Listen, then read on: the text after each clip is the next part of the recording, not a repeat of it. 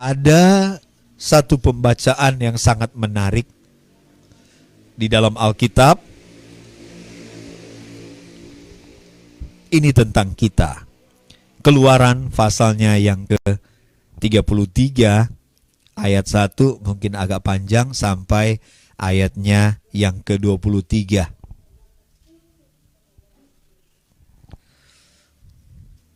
Sebenarnya yang saya akan angkat itu ayatnya yang keempat.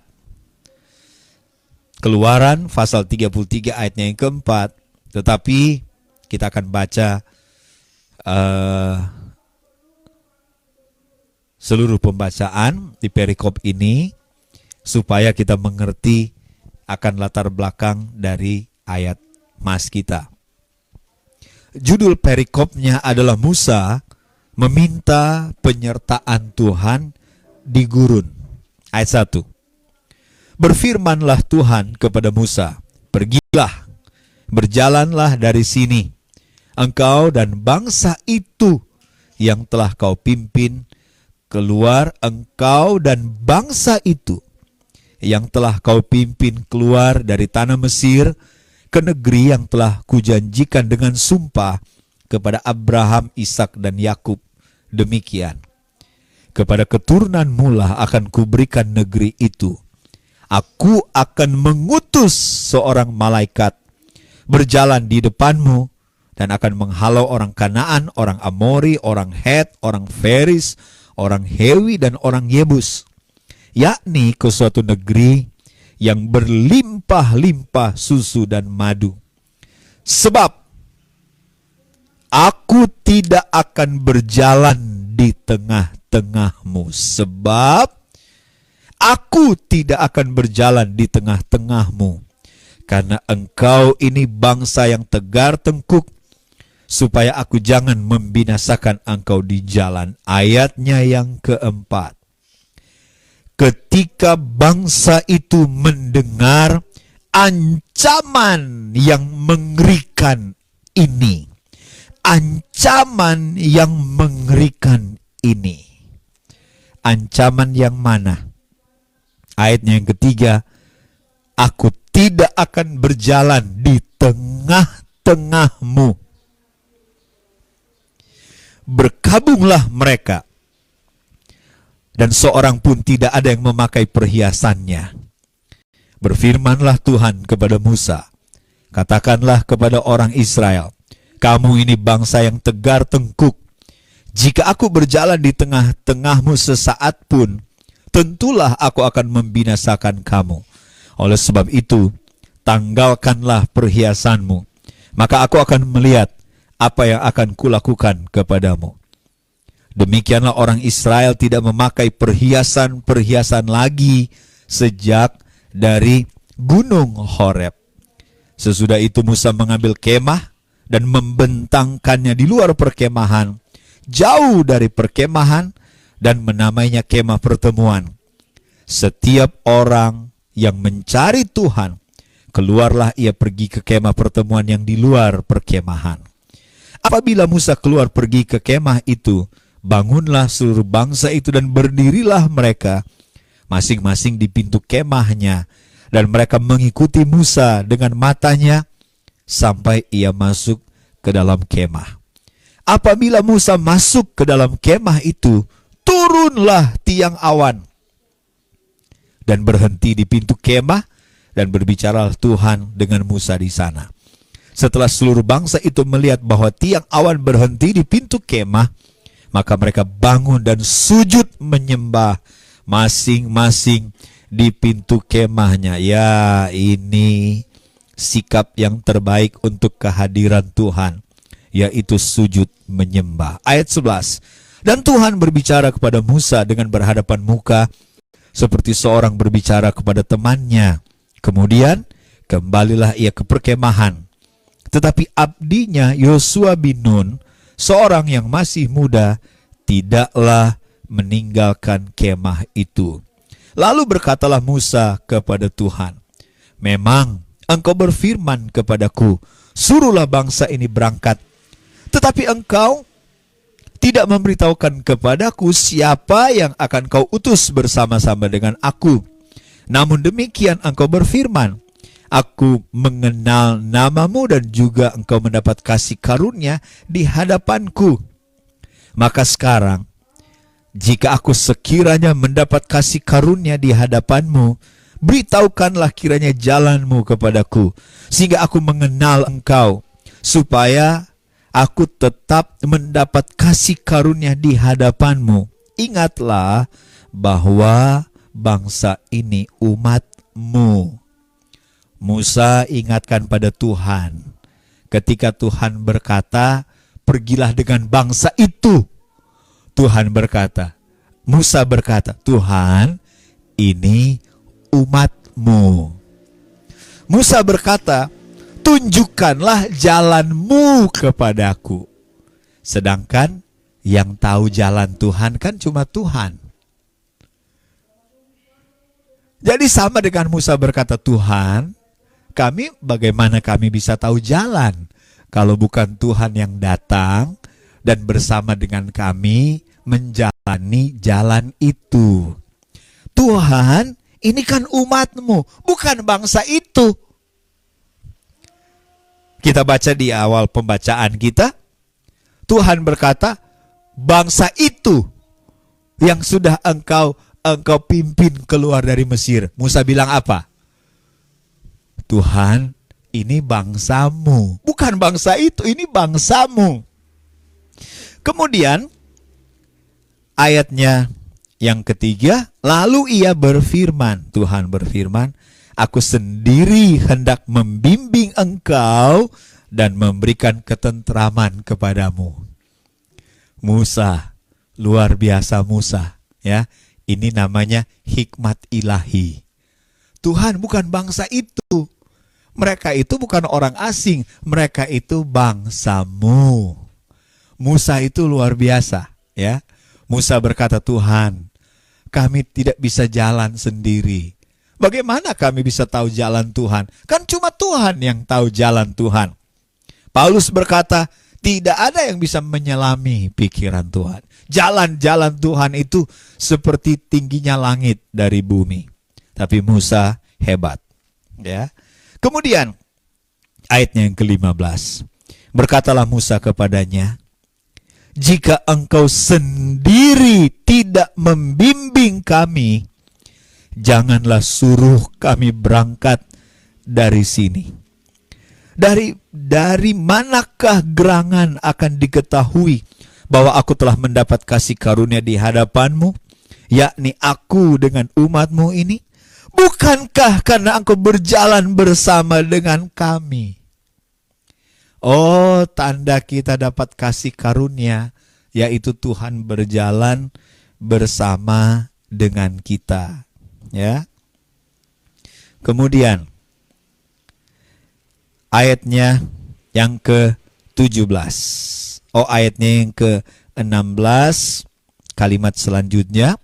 Bukankah karena engkau berjalan bersama dengan kami, sehingga kami, aku dengan umatmu ini, dibedakan dari segala bangsa yang ada di muka bumi ini. Oh, pembedanya adalah kehadiran Tuhan.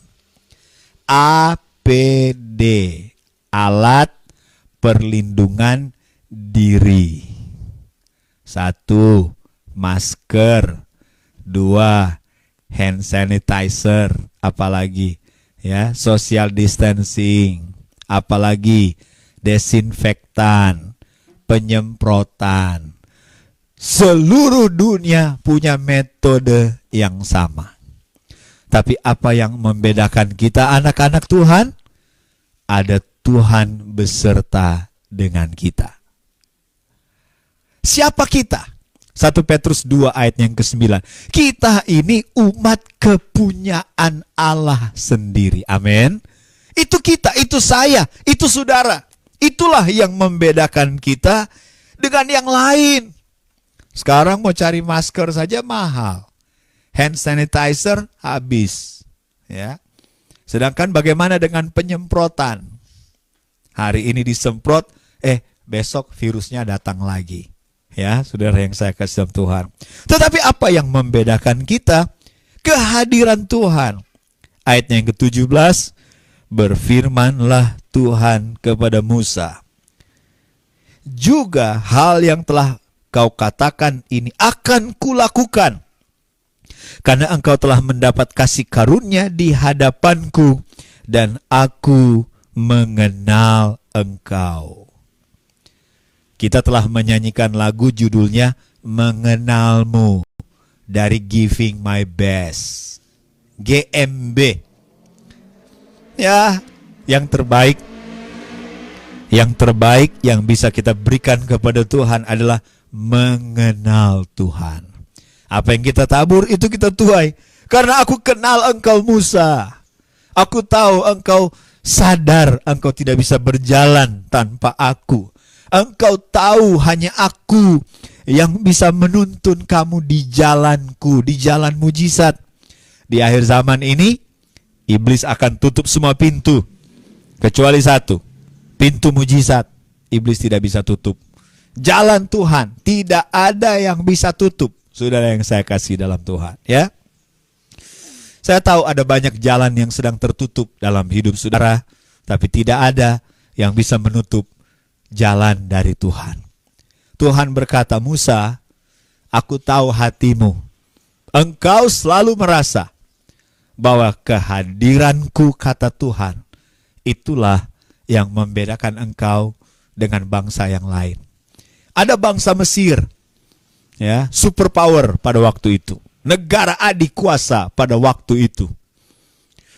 Ada bangsa-bangsa yang lain di sekeliling orang Israel yang sangat-sangat kuat, ya, dengan berbagai macam kebudayaan. Tapi Musa, ya, Tuhan bilang, aku kenal engkau. Engkau mengerti hal yang paling penting sebagai pembeda adalah kehadiranku. Wah, luar biasa, ya. Luar biasa. Berfirmanlah Tuhan kepada Musa, juga hal yang telah kau katakan ini akan kulakukan. Tadinya Tuhan bilang, aku tidak akan beserta. Saudara yang saya kasih dalam Tuhan, mengapa saya angkat ayatnya yang keempat? Karena ancaman yang mengerikan. Kalau Alkitab bilang mengerikan, benar-benar mengerikan. Ada begitu banyak fobia pada hari-hari ini. Cacak saja, cicak, ya, cecak dianggap mengerikan. Ya. Ketika ada cicak, ada cecak, ya, atau ada kecoa, atau ada cacing, atau ada ular, atau ada apa, semua di hati orang-orang yang fobia, oh, itu sepertinya sesuatu yang mengerikan. Tapi sekali lagi, Alkitab berkata yang paling mengerikan adalah kalau Tuhan tidak beserta kita. Bukan corona mengerikan. Maaf, saya tidak mengecilkan apa yang sedang terjadi di dunia, ya. Ada begitu banyak orang yang sekarang sedang begitu ketakutan, ya, saudara yang saya kasih dalam Tuhan. Saya tidak mengecilkan, saya tidak menganggap remeh, jauhkan, saudara yang saya kasih dalam Tuhan. Dijauhkan dari saya memiliki hati seperti ini. Pengorbanan sudah terlalu besar, terlalu menyedihkan dan mengerikan dalam tanda kutip akibat dari corona. Bukan hanya itu, sudah dikasih Tuhan, ya. Begitu banyak PHK. Begitu banyak PHK terjadi. Adik saya, ya, dia berkata ada begitu banyak orang yang di PHK di Amerika. Belum lagi saudara-saudara kita dari Indonesia yang sangat membutuhkan bantuan doa kita. Karena status mereka yang masih gelap, ya, sudah dikasih Tuhan, sehingga mereka tidak dapat jaminan bantuan dari pemerintah dan lain sebagainya. Belum lagi berita dipulangkannya TKI dan lain sebagainya. Ya, ada PHK, tidak ada uang. Belum lagi kanker, ada AIDS, ada perang, kemudian ada perubahan iklim dan lain sebagainya. Saudara mungkin sedang takut menghadapi hari besok. Saudara pikir hari besok, saudara sekarang sudah kelam. Perjalanan sudah jadi mengerikan. Saya ingatkan kepada saudara pagi ini, semua kita, ya termasuk para hamba-hamba Tuhan, muda dari sekolah Alkitab, para hamba-hamba Tuhan di desa-desa, ya sidang-sidang kecil mungkin dalam tanda kutip. Padahal ayah saya berkata, kalau sidang kecil, hamba Tuhan di tempat terpencil, mata Tuhan besar. Di tempat besar, mata Tuhan kecil. Justru di tempat kecil, mata Tuhan jadi besar untuk memperhatikan kita. Bukan karena tidak ada uang, bukan karena tidak ada jabatan, bukan karena tidak ada tunjangan. Yang paling mengerikan adalah ketidakhadiran Tuhan. Ketika Tuhan tidak ada dalam hidup kita, itu paling mengerikan. Mengapa? Ada contoh-contoh dalam Alkitab. Sadrak, Mesak, dan Abednego, waktu mereka ada di tempat yang sangat mengerikan, yaitu dapur api yang dipanaskan 7 kali. Itu sangat mengerikan. Orang-orang yang lempar saja mati, apalagi yang dilempar. Sudah dikasih Tuhan. Tapi ingat, ada Yesus di sana. Ada Tuhan di sana. Daniel dalam gua singa. Singa-singa kelaparan di dalam goa, tapi ada Tuhan di sana. Daniel di liang tutupan, tetapi ada Tuhan di sana. Paulus, dia harus mengalami aniaya, karam kapal dilempar dengan batu. Tapi sekali lagi, ada Tuhan di sana. Perhatikan baik-baik, saudara yang saya kasih dalam Tuhan, yang ada di pastori, sidang jemaat, GPD Berea Perkamil, seberapa banyak kita yang dengar firman Tuhan. Akan satu waktu kelak, akan tiba satu waktu kelak, mereka yang tidak menghargai kehadiran Tuhan, bukan saya, bukan kita, mereka yang tidak menghargai kehadiran Tuhan, akan tiba di satu tempat yang paling mengerikan, yaitu tempat kegelapan yang paling gelap. Di sana ada ratap tangis dan kertak gigi, di mana ada kengerian kekal untuk selama-lamanya, yaitu neraka. Neraka adalah tempat kengerian kekal. Kenapa? Karena mereka tidak bisa lagi merasakan kehadiran Tuhan. Bukan saya, maaf sekali lagi, saya mohon maaf jika ini ada yang tersinggung. Maaf sekali lagi, beribu-ribu maaf. Bukan saya menganggap remeh corona, karena memang ada begitu banyak orang membuat meme atau membuat meme ya tentang corona. Ada yang bercanda soal makanan-makanan yang bisa melawan corona. Banyak sekali orang yang bercanda tentang corona. Saya sama sekali tidak, sudah dikasih Tuhan. Ya, bukan saya menganggap remeh. Corona itu tidak ada apa-apa. Saya tahu itu virus mematikan. Saya juga mengerti benar berapa harga. Bukan hanya dinilai dengan uang. Karena Wuhan saja waktu lockdown katanya 286 triliun kalau saya tidak salah ingat. Ya, bagaimana dengan tekanan untuk Indonesia lockdown, dengan biaya dan lain sebagainya. Kan sudah dibuat simulasi. Negara kita bisa bangkrut kalau semua harus di lockdown. Saya tahu begitu banyak dokter, perawat, para medis telah berkorban. Begitu banyak keluarga telah kehilangan anggota keluarga. Tapi sebagai hamba Tuhan, ingat baik-baik, satu waktu kelak kita akan berhadapan dengan keadaan ini. Sekali lagi, saudara yang saya kasih dalam Tuhan, bagi mereka yang tidak menghargai kehadiran Tuhan, mereka akan masuk ke tempat yang paling mengerikan, dan itu kekal untuk selama-lamanya. Dan itu adalah orang yang tidak menghargai kehadiran Tuhan. Sebab itu saat ini, kalau kita ada di hadirat Tuhan, oh haleluya, itu satu perkara yang luar biasa. Karena apa yang kita tabur, itulah yang kita akan tuai. Saya berdoa, biar sementara firman Allah ini disampaikan, biar ada yang bisa mencicipi sejenak kengerian kalau Tuhan tidak hadir. Saudara yang saya kasih dalam Tuhan, untuk itulah pagi ini kita beribadah. Soal apakah ibadah itu? Apa sih ibadah itu? Ibadah itu soal datang ke hadirat Tuhan. Itu posisi kita di hadirat Tuhan. Ibadah itu apa? Datang kepada Tuhan. Itu tujuan ibadah kita. Datang kepada Tuhan. Apa ibadah itu? Menikmati Tuhan. Bicara soal suasana ibadah. Di situ ada persekutuan dengan pribadi Tuhan. Apa sih soal ibadah itu? Mengizinkan Tuhan bekerja sebebas-bebasnya. Itu akibat untuk satu ibadah. Kemudian, apa sih ibadah itu? Soal menghargai Tuhan. Itu sikap hati kita. Datang ke hadirat Tuhan, itu posisi rohani kita dalam ibadah. Datang pada Tuhan, itu tujuan kita. Menikmati Tuhan, itulah suasana dalam ibadah.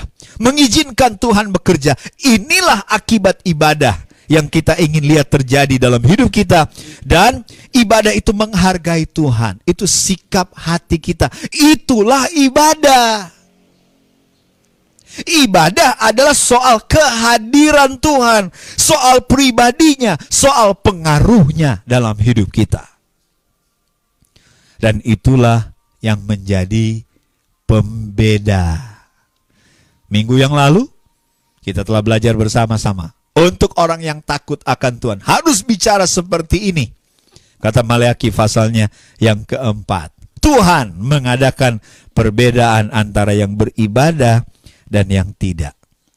Saya akan akhiri renungan firman Allah pada pagi ini dengan saya akan tunjukkan kepada saudara soal keberadaan Tuhan. Karena keberadaan Tuhan itu modal kita. Itulah yang membuat ada perbedaan.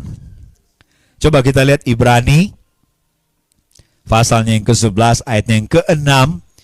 Tetapi tanpa iman tidak mungkin orang berkenan kepada Allah, sebab barang siapa percaya, barang siapa berpaling kepada Allah, ia harus percaya bahwa Allah ada. Wah, ini dia rahasianya. Percaya bahwa Allah ada. Keluaran pasalnya yang ketiga, ayatnya yang ke-14. Firman Allah kepada Musa, Aku adalah Aku. Lagi firman-Nya, beginilah kau katakan kepada orang Israel, Akulah Aku, telah mengutus Aku kepadamu. Itu adalah jawaban Tuhan. Ketika Musa berkata, Tuhan, kalau orang Israel tanya, yang mengutus engkau itu siapa? Yang mengutus engkau siapa? Katakan kepada mereka, yang mengutus engkau adalah Aku ada yang Aku ada. I am that I am. Ehye asher ehye. Aku ada yang Aku ada. Aku adalah Aku yang mengutus kamu. Saudara yang saya kasih dalam Tuhan, orang Israel tanya, siapakah namanya? Karena nama untuk orang Israel itu menggambarkan kemampuannya, pribadinya. Siapa Tuhan yang mengutus kamu? Aku ada yang Aku ada. Dengan keberadaanku, Aku dengan keberadaanku, kemahakuasaanku, kemahatahuanku, kemahahadiranku, belum lagi dengan namanya. Wah, sudah dikasih Tuhan. Kita tahu kan nama Tuhan kita, Tuhan Yesus Kristus. Tuhan, Dia Tuhan. Jehovah, the strong one. Dia Tuhan, Dia Tuhan. Dia yang mempunyai segala sesuatu. Dia yang atur segala sesuatu. Yesus yang menyelamatkan. Oh, Dia ahli menyelamatkan. Dia ingin selalu menyelamatkan kita, bahkan dari keadaan yang paling buruk sekalipun. Dan namanya adalah Kristus yang diurapi. Dia ingin urapi kita. Dia ingin memenuhi kita. Dia ingin tinggal di dalam kita. Dia ingin menolong kita. Dia ingin menghibur kita. Dia ingin bawa kita kepada seluruh kebenaran. Dan jangan lupa namanya Immanuel, yang artinya Tuhan beserta dengan kita. Siapakah namanya? Inilah namanya. Aku ada yang aku ada. Nah sekarang, apa yang ada dalam hidup kita? Sekali lagi, Tuhan tidak cari yang tidak ada. Apa yang ada dalam hidup kita? Yang membuat kita bisa tahu, yang membuat kita bisa mengerti bahwa ada Tuhan dalam hidup kita. Ya, iman, percaya Tuhan ada. 2 Korintus pasal yang ke-5 ayat yang ke-7, kita hidup oleh iman, bukan dengan penglihatan. Terjemahan bahasa Inggris, we walk by faith, not by sight. Kita berjalan dengan iman, bukan dengan penglihatan. Indonesia bilang hidup, Inggris bilang berjalan. Mana yang benar? Dua-dua benar. Karena hidup ini adalah perjalanan. Dan kita jalan dengan iman. Dan iman berkata, iman percaya, Tuhan ada. Nah sekali lagi, apa yang ada dalam hidup kita yang membuat kita bisa mengerti, kita bisa merasakan, kita bisa yakin, kita bisa percaya bahwa Tuhan ada bersama dengan kita. Semua informasi di seluruh dunia sekarang ingin membuat kita yakin, kita percaya, kita tahu, dan kita siap-siap bahwa corona itu ada di sekeliling kita. Tidak ada yang bisa luput dari corona. Tidak ada yang bisa pangkat, jabatan, dan lain sebagainya. Ya, kapan saja bisa kena. Perdana Menteri, orang-orang terkenal, pangeran, kena virus corona. Saudara yang saya kasih dalam Tuhan. Ya, semua informasi datang. Oh, corona itu ada, corona itu berbahaya, corona itu ini akibatnya, dan lain sebagainya. Tapi apa yang ada di dalam kita sekarang? Saya tidak bicara apa yang saudara tidak punya, apa yang kita tidak punya. Apa yang saudara punya sekarang yang membuat kita bisa yakin Tuhan itu ada. Mari, saya ajak kita untuk melihat beberapa bentuk keberadaan Tuhan, eksistensi. Tuhan itu ada. Saudara yang saya kasih dalam Tuhan. Ya. Beberapa keberadaan Tuhan yang membuat, sebagaimana saya sudah ulangi dari awal, keberadaan Tuhanlah yang membuat ada perbedaan. Yang pertama, yang paling akrab dengan kita, Yohanes pasal 1 ayat 1, Tuhan kita itu adalah firman. Kita kan punya firman. Alkitab kita itu buku iman. Bukan untuk meyakinkan orang bahwa Tuhan ada.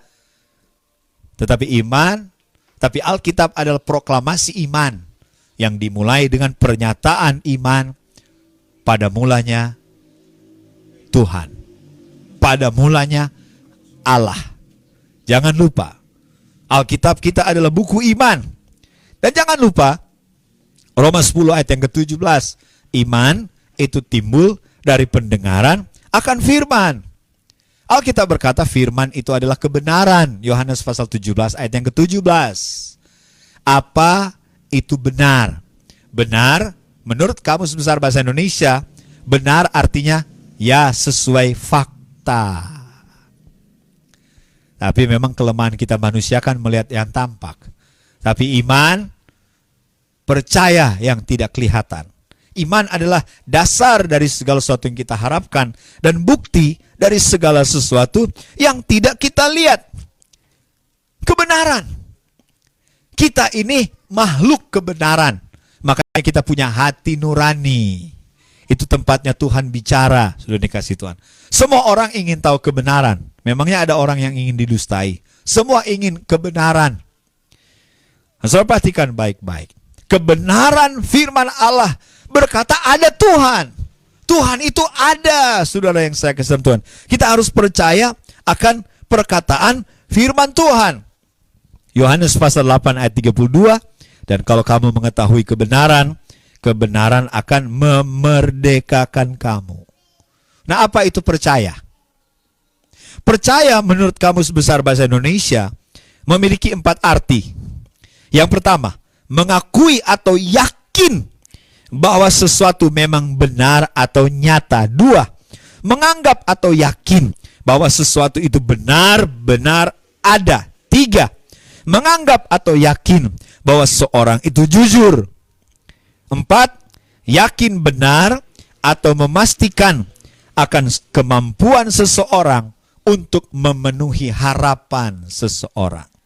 Tuhan itu benar, Tuhan itu jujur, Tuhan itu sanggup untuk memenuhi semua harapan kita. Alkitab berkata dia Tuhan pengharapan, dan semua orang yang berharap pada Tuhan tidak akan dipermalukan. Saudara yang saya kasih dalam Tuhan, ingat baik-baik.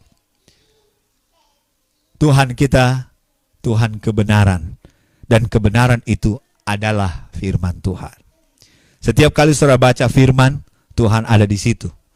Setiap kali firman hidup di hati saudara, Tuhan ada, ya.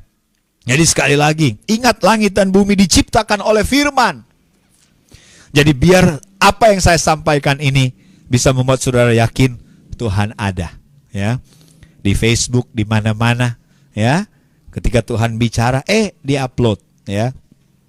Puji Tuhan. Yang kedua, Tuhan kita itu, Yohanes pasal 4 ayat 24 berkata Tuhan kita itu roh adanya. Roh, ruah, angin atau udara. Nafas, angin atau udara. Selama saudara masih bernafas, selama bumi ini masih ada udara, ada Tuhan di situ. Karena Tuhan itu roh adanya. Sementara saudara menghirup nafas saudara, ada Tuhan di situ. Ketika ada firman, Tuhan ada di situ. Ketika ada pekerjaan Roh Kudus, Tuhan ada di situ. Ketika ada udara yang kita hirup, Tuhan ada di situ. Ketika ada ungkapan doa adalah nafas hidup orang percaya, itu benar. Karena dalam doa kita bergantung dan percaya Tuhan ada. Yang ketiga, Tuhan kita itu kasih adanya. Saudara yang saya kasih dalam Tuhan, 1 Yohanes 4 ayatnya yang ke-8. Tuhan itu kasih adanya. Setiap kali kita merasa ada gerakan kasih Allah, ada perhatian, ada pengampunan, ya. Ketika kita melihat laut, kalau bukan kasih laut akan kering. Kalau bukan kasih burung tak dapat terbang, ya, dan seterusnya. Kalau kita rasa kasih Allah dalam hidup kita, oh berarti ada Tuhan di situ. Kemudian yang keempat, Tuhan kita itu terang adanya. Ya manusia, ya melihat yang tampak. Selama masih ada terang, ada Tuhan di situ. Selama ada firman, Tuhan ada di situ. Selama ada roh, ruah, angin, udara, pekerjaan Roh Kudus, Tuhan ada di situ. Selama kita rasa kasih Tuhan lewat banyak hal, Tuhan ada di situ. Dan selama masih ada terang, Tuhan ada di situ. Karena terang Tuhan, terang, karena Tuhan itu terang adanya. Makanya neraka itu adalah tempat yang paling gelap. Kenapa? Tuhan tidak ada di situ. Saudara yang saya kasih dalam Tuhan, saya tidak berkata lebih panjang lagi, tetapi mari saya undang kita semua akan datang pada Tuhan. Kita akan segera mengakhiri ibadah online kita, live streaming kita, ya, sudah dikasih Tuhan. Saya ingin kita menyanyikan lagu ini. Bila engkau tak besertaku, ku tak mau berjalan. Dari